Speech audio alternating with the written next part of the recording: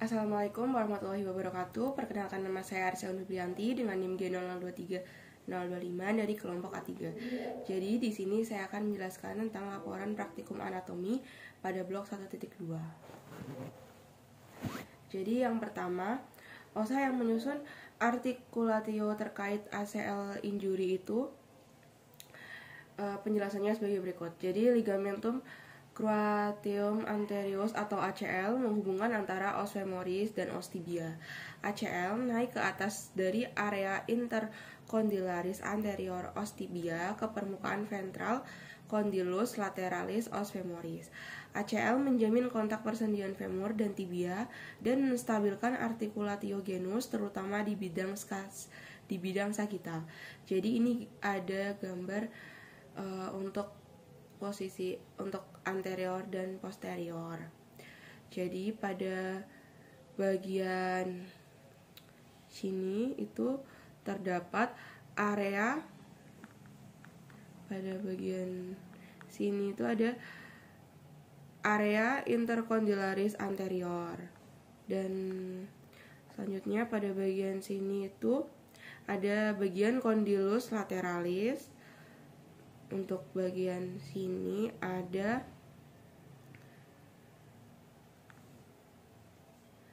ligamentum cruciatum anterius, dan bagian sini ada ligamentum cruciatum anterius. Untuk selanjutnya, ligamen-ligamen yang memperkuat artikulatio atau ACL itu yang pertama ada ligamentum collaterale mediale, yang kedua ada ligamentum collaterale laterale, yang ketiga ada ligamentum patella, yang keempat ada ligamentum cruateum anterius et posterius, dan yang terakhir ada ligamentum transversum genu. Selanjutnya otot dan tendon otot yang berperan dalam pergerakan ACL. Jadi otot yang berperan dalam pergerakan struktur ACL itu adalah otot quadriceps, hamstring, dan self muscle. Cedera pada ACL dapat terjadi dikarenakan adanya trauma pada posisi lutut, rotasi, hiperekstensi, atau bahkan dikarenakan adanya kontraksi otot quadriceps yang terjadi secara spontan. Peregangan terjadi pada otot quadriceps, hamstring, dan self muscle akan mengakibatkan terjadinya respon tekanan dari mekanoreseptor yang ada di sendi lutut dan menginhibisi saraf motorik yang akan masuk ke dalam otot, sehingga dapat mempengaruhi aktivitas dari otot yang mengalami peregangan, dan aktivitas dari otot tersebut dapat meningkatkan keseimbangan dan menstabilkan sendi lutut. Untuk tendon yang berperan dalam ACL itu ada tendon patella, tendon hamstring, dan tendon peroncus. Rekonstruksi ACL merupakan penggantian pada ligamen yang umum dilakukan untuk mengembalikan stabilitas fungsional dari lutut. Pengambilan graft dilakukan untuk mengganti ligamen yang putus dengan bagian tubuh yang lain, seperti tendon patella, tendon hamstring, dan tendon peroneus. Dan ini ada tabel untuk yang quadriceps femoris dan quadriceps tendon. Untuk selanjutnya ini ada hamstring muscle seperti yang sudah dijelaskan tadi. Nah, untuk yang selanjutnya itu bursa khas yang ada pada ACL. Jadi bursa itu kantong berisikan cairan yang berfungsi untuk mengurangi gesekan antar bagian pada sendi-sendi tubuh kita. Pada bagian ini, yaitu artikulatio genus, terdapat 4 bursa khas dengan rincian sebagai berikut. Jadi yang pertama itu ada yang secara anatomis dekat dengan patella. Jadi yang pertama ada bursa suprapatellaris, yang kedua ada bursa subfascialis praepatellaris atau bursa subcutaneous praepatellaris, yang ketiga ada bursa subcutaneous infrapatellaris, yang terakhir ada bursa infrapatellaris profunda. Dan selain yang di dekat patella, ada juga yang Di luar dari 4 contoh tersebut, itu yang pertama ada bursa pes anserine, yang kedua ada bursa iliotibial, yang ketiga ada bursa ligamen kolateral tibialis dan fibular, yang terakhir ada bursa gastrocnemius semimembranosus. Nah, selanjutnya arteri dan vena yang melewati struktur ACL dan kolerasinya. Arteri pada lutut antara lain itu ada arteri femoral, arteri popliteal, dan arteri genikular. Vena-vena yang melewati lutut antara lain itu ada vena femoralis, vena popliteal, dan vena sapena magna, dan yang terakhir itu ada vena sapena parva. Saat arteri poplitea melewati posterior ke sendi lutut di poplitea fossa, arteri ini memasok suplai darah lutut melalui beberapa cabang.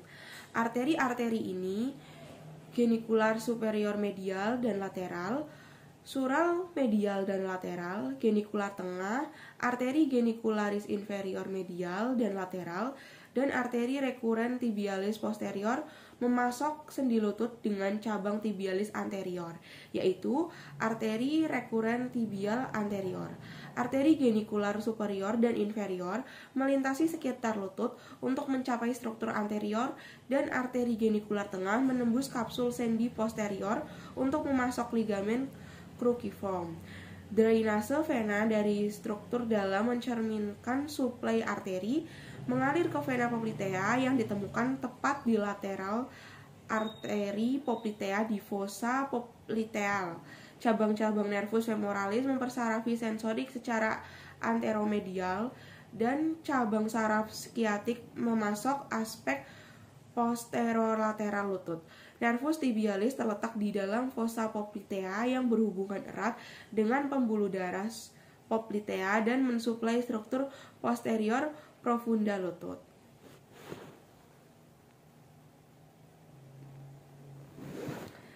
Untuk selanjutnya itu ada plexus brachialis. Jadi untuk plexus brachialis itu dibentuk oleh ramli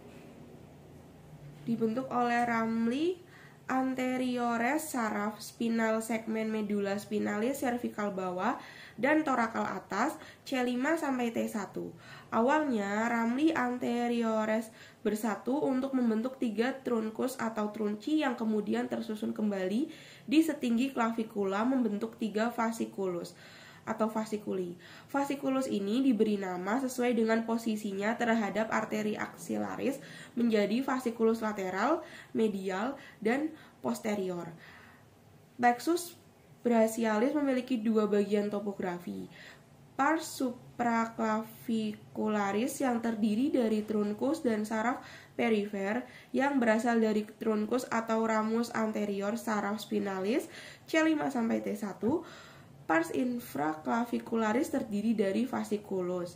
Saraf pada lengan merupakan percabangan dari pars infraclavicularis. Namun saraf pada bahu merupakan cabang dari pars supraclavicularis. Nah, cabang untuk yang pars supraclavicularis itu terdiri dari cabang saraf untuk musculi scaleni dan musculus longus colli C5 sampai C8 dan nervus dorsalis scapulae C3 sampai C5 dan nervus thoracicus longus C5 sampai C7, nervus suprascapularis C4 sampai C6 dan yang terakhir nervus subclavius C5 sampai C6.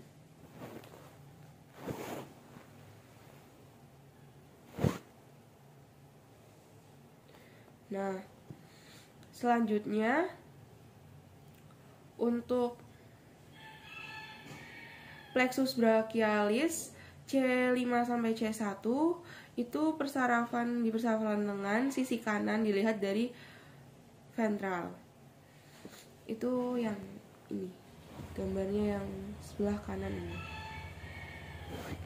Nah, persarafan lengan berasal dari plexus brachialis pars infraclavicularis.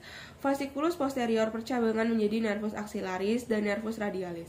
Fasciculus lateralis akan menjadi nervus musculocutaneus dan radix lateralis, nervus medianus. Fasciculus medianis bercabang menjadi nervus ulnaris, radix medialis nervus medianus, nervus cutaneus brachii medialis, dan nervus cutaneus antebrachii medialis. Semua saraf pars infraclavicularis dari plexus brachialis berperan pada inervasi sensorik bahu dan lengan. Bagian lateral bahu diinervasi oleh nervus axillaris. Sisi lateral dan dorsal lengan atas, sisi dorsal lengan bawah dengan jari radial. Sisi dorsal diinervasi oleh nervus radialis. Nervus musculocutaneus berperan dalam inervasi sensorik pada bagian lateral lengan bawah. Nervus cutaneus brachii medialis dan nervus cutaneus antebrachii medialis menginervasi sisi medial lengan. Nervus medianus dan nervus ulnaris mempersyarafi tangan. Selanjutnya ada plexus brachialis dibentuk oleh rami primer anterior C5 hingga T1 dan memberikan persyarafan sensorik dan motorik pada ekstremitas atas. Plexus brachialis terbagi dari proksimal hingga distal menjadi rami atau akar, batang, bagian tali pusat, dan cabang terminal. Batangnya dapat ditemukan di dalam segitiga posterior leher antara otot tak sama panjang anterior dan tengah. Plexus brachialis bersama dengan arteri axillaris dapat dianggap sebagai kumpulan neurovaskular besar yang berjalan di aksila untuk mensuplai ekstremitas atas. Nah, untuk struktur dan fungsinya itu, plexus brachialis memberikan persarafan motorik somatik dan sensorik ke ekstremitas atas termasuk daerah skapula. Saat plexus brachialis berjalan melalui segitiga posterior leher ke aksila, lengan bawah dan tangan, plexus ini berisi berbagai daerah berdasarkan bagaimana plexus tersebut terbentuk.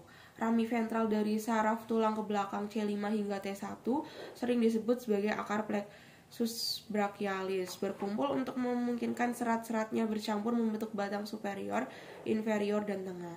Ketiga batang tersebut berlanjut dari segitiga posterior ke aksila dengan akar C5 dan C6 membentuk batang superior. Akar C8 dan T1 membentuk batang inferior dan akar C7 berlanjut sebagai batang tengah. Melanjutkan dari batang adalah kumpulan yang disebut divisi. Masing-masing batang plexus brachialis berlanjut sebagai divisi anterior dan posterior membentuk korda lateral, posterior, dan medial.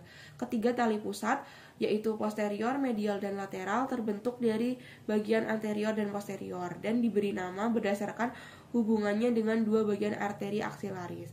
Ketiga bagian posterior menyatu membentuk korda posterior, sedangkan divisi anterior dari batang superior dan bagian anterior dari batang tengah bergabung membentuk korda lateral. Tali medial dibentuk sebagai kelanjutan dari bagian anterior dari batang inferior. Hasil dari pencampuran serabut saraf ini adalah korda lateral mengandung komponen C5, C6, dan C7,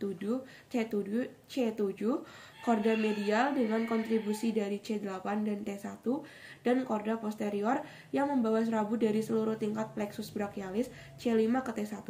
Pembagian terakhir plexus brachialis terdiri dari 5 cabang terminal yang mengandung kontribusi berbeda dari tingkat tulang belakang C5 sampai T1. Cabang-cabang terminal dan lainnya dari plexus brachialis diperluas di bagian saraf dan otot.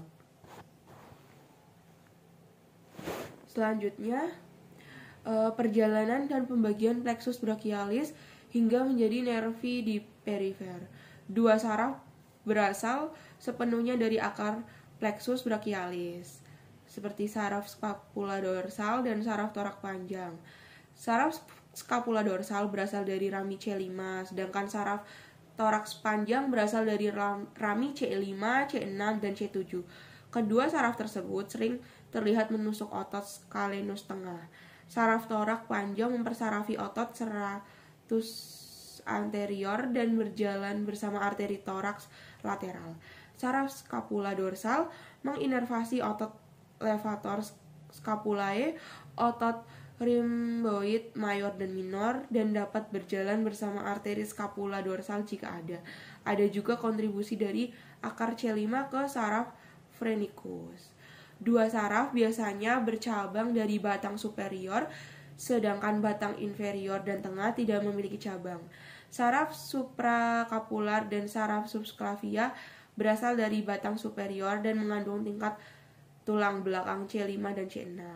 Saraf suprascapular berjalan melalui taque scapula untuk memberikan persarafan ke otot supraspinatus dan infraspinatus. Tidak ada cabang dari divisi manapun di dalam plexus brachialis. Mayoritas cabang plexus brachialis muncul dari tali berlanjut sebagai 5 cabang terminal sambil mengeluarkan 7 saraf lainnya yang berfungsi. Tali lateral menimbulkan 1 cabang non-terminal.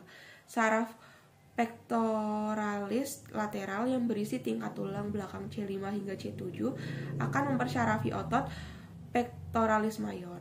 Tali pusat medial mengeluarkan 3 cabang non-terminal, yaitu saraf pectoral medial, kulit brachialis medial, dan saraf kulit antebrachial medial. Saraf pectoralis medial C8 sampai T1 mempersarafi otot pectoralis mayor dan pectoralis minor. Saraf cutaneus brachialis medial mempersarafi sisi medial lengan, sedangkan saraf cutaneus antebrachial medial mempersarafi sisi medial lengan bawah. Korda posterior biasanya memiliki 3 cabang non-terminal, yaitu saraf subscapularis atas, tengah, dan bawah. Saraf subscapularis atas C5 sampai 6 mempersarafi otot subscapularis, sedangkan saraf subscapularis bawah C5 sampai C6 mempersarafi otot subscapularis dan teres mayor. Saraf subscapular tengah C6 sampai C8 juga dikenal sebagai saraf thoracodorsal mempersarafi otot latissimus dorsi dan berjalan bersama arteri thoracodorsal.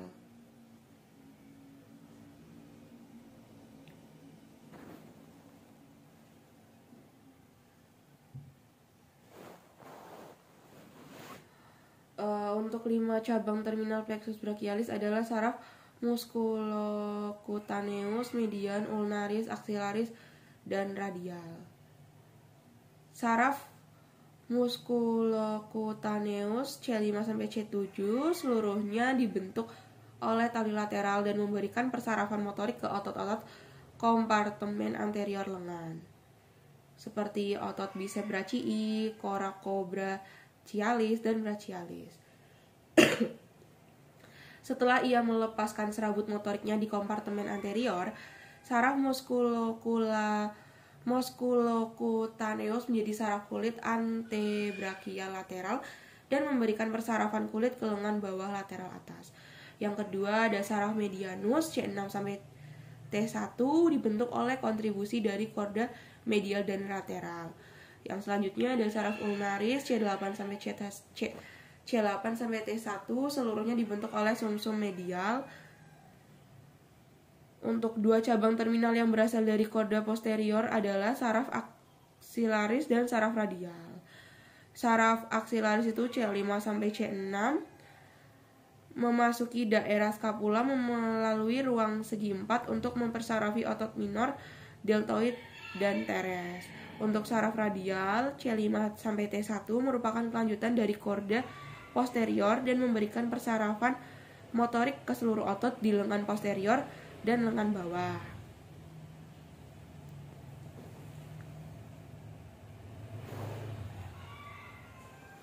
Selanjutnya untuk nervus yang keluar dari plexus brachialis itu yang cabang mayor itu ada Nah, yang pertama ada nervus musculocutaneous, itu asal fasciculus lateralis dan segmen medula spinalisnya C5 sampai C7.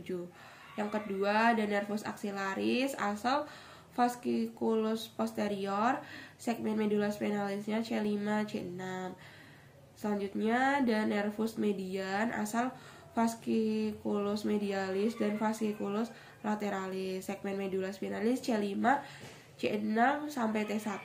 Yang keempat ada nervus radialis, asal fasciculus posterior, segmen medula spinalisnya C5 C6. Dan yang terakhir ada nervus ulnaris, itu asalnya fasciculus medialis, segmen medula spinalisnya itu C7, C8 dan T1. Untuk selanjutnya ada 3 cabang dari fasciculus lateralis dan muskuli yang diinervasi oleh nervi yang keluar dari plexus brachialis. Itu ada 3 cabang dari fasciculus lateralis. Yang pertama itu ada nervus pectoralis lateralis, mempersarafi musculus pectoralis major dan musculus pectoralis minor. Yang kedua ada nervus musculocutaneous, berasal dari C5 dan C6, mempersarafi musculus coracobrachialis, musculus brachialis, dan musculus biceps brachii. Selanjutnya cabang ini akan menjadi nervus cutaneous lateralis dari lengan atas. Dan yang ketiga ada cabang lateral nervus medianus, memberikan cabang C5, C6, C7 untuk nervus medianus. Dan 5 cabang dari fasciculus posterior itu, yang pertama ada nervus subscapularis superior, mempersarafi musculus subscapularis. Yang kedua ada nervus thoracoldorsalis, mempersarafi musculus latissimus dorsi. Yang ketiga ada nervus subscapularis inferior, mempersarafi bagian bawah musculus subscapularis dan musculus teres mayor. Yang keempat ada nervus axillaris, mempersarafi musculus deltoideus, musculus teres minor, sendi bahu dan kulit di atas bagian inferior deltoideus. Yang terakhir ada nervus radialis, mempersarafi musculus triceps brachii, musculus anconeus, musculus brachioradialis dan otot ekstensor lengan bawah. Yang kedua mempersarafi kulit bagian posterior lengan atas dan lengan bawah, dan yang terakhir merupakan saraf terbesar dari plexus. Untuk 5 cabang dari fasciculus medialis itu, yang pertama ada nervus pectoralis medialis, berasal dari C8 dan T1, mempersarafi musculus pectoralis mayor dan musculus pectoralis minor. Yang kedua ada cabang medial nervus medianus, memberikan cabang C8 dan T1 untuk nervus medianus. Yang ketiga ada nervus cutaneous brachii medialis, mempersarafi kulit sisi medial lengan atas. Yang keempat ada nervus cutaneous antebrachii medialis, mempersarafi kulit sisi medial lengan bawah. Yang terakhir ada nervus ulnaris, mempersarafi 1,5 otot flexor lengan bawah dan otot-otot kecil tangan dan kulit tangan di sebelah medial. Nah, ini gambar yang dari tadi, yang cabang tadi itu.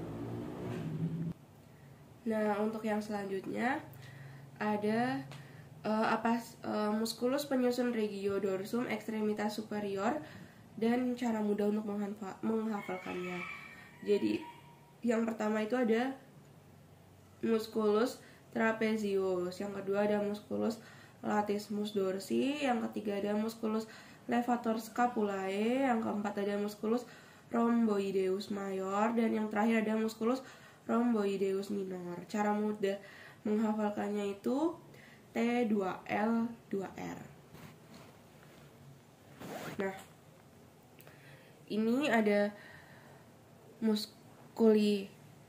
Jadi ada tabel. Ini untuk musculus trapezius diinervasi oleh nervus accessorius. Origonya itu protuberatia occipitalis externa, proxiponsus VC7 dan semua VT.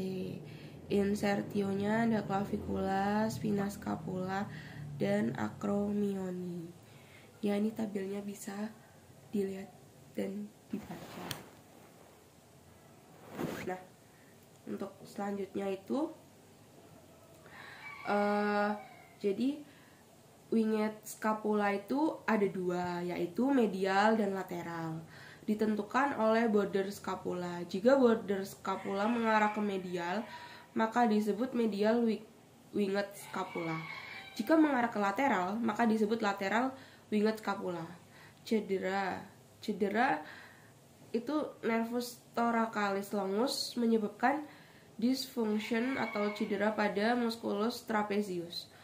Untuk yang medial winged scapula itu cederanya nervus thoracalis longus dari C5, C6, dan C7 yang mempersarafi musculus serratus anterior.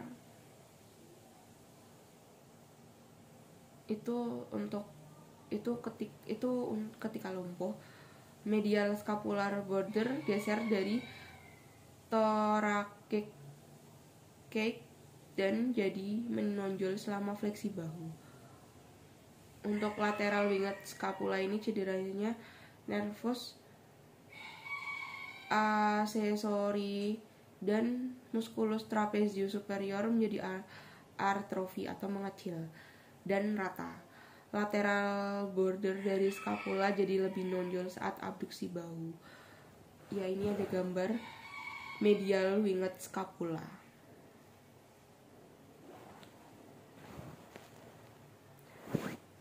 Sekian dari saya, apabila ada kesalahan mohon maaf. Terima kasih. Wassalamualaikum warahmatullahi wabarakatuh.